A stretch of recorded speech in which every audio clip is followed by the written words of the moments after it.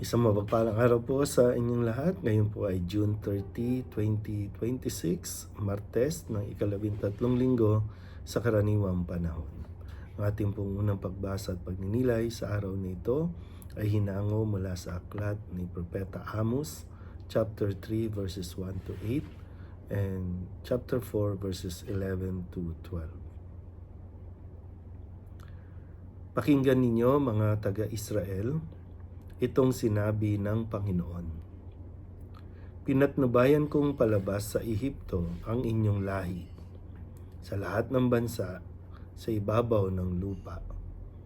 Kayo lamang ang aking itinangi at inalagaan, kaya't parurusahan ko kayo dahil sa inyong mga kasalanan.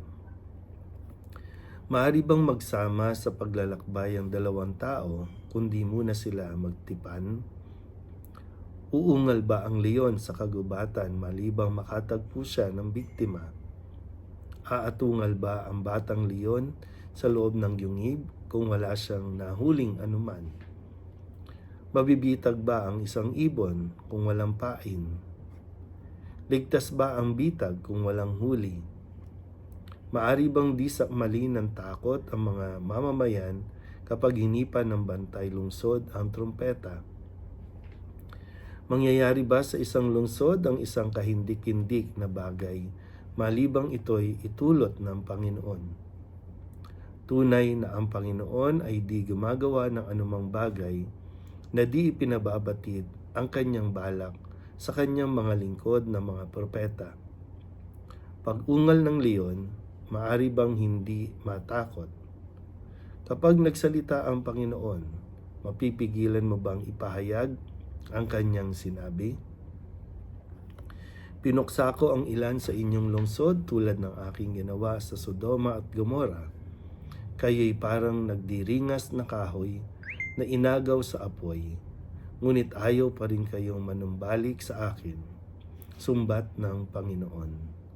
Kaya, mga taga-Israel, umanda kayo sa di mapipigil na paghuhukom ng inyong Diyos. Ang salita ng Diyos. Muli po, isang mapagpalang araw sa inyo pong lahat. Tayo po ngayon ay nagsisimula sa ating pong pagbabasa mula sa aklat ni Propeta Amos. At dito, maganda po yung bahagi nito na para bang pag pinakinggan mo, mayroong isang Panginoon na nangihinayang. Isang Panginoon na siguro dismayado din dahil nga sabi dito ang Israel ay pinatnubayan ng Panginoon na nailabas ito mula sa Ehipto, at doon nga sa Ehipto sila ay ginawang alipin, sila ay pinahirapan, ginigipit.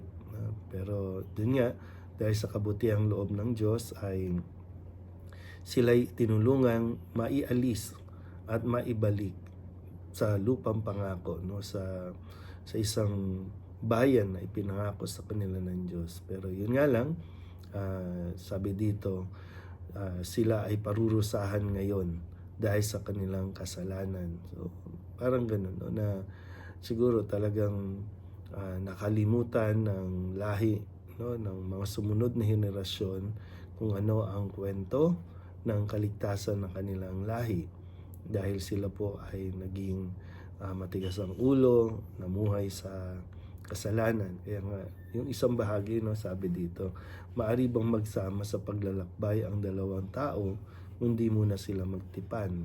Kaya lagi itong naririnig natin, na ang Diyos ang nakipagtipan sa bahayang Israel na noon sa pamumuno ni Moises, ibinigay ng Diyos ang kanyang tipan na dapat sundin ng bawat isang Israelita. Pero yun nga lang, marami sa kanila ang naging suwail o masuwayin, hindi naging tapat sa kanilang pagsunod sa tipanan nila.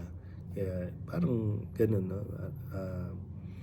maaari bang maglakbay ang dalawa kung wala muna silang covenant o wala silang tipan na gagawin? Kasi mahirap nga yun, mahirap magsama kundi mag-aaway lang kayo, magkakasamaan lang kayo ng loob.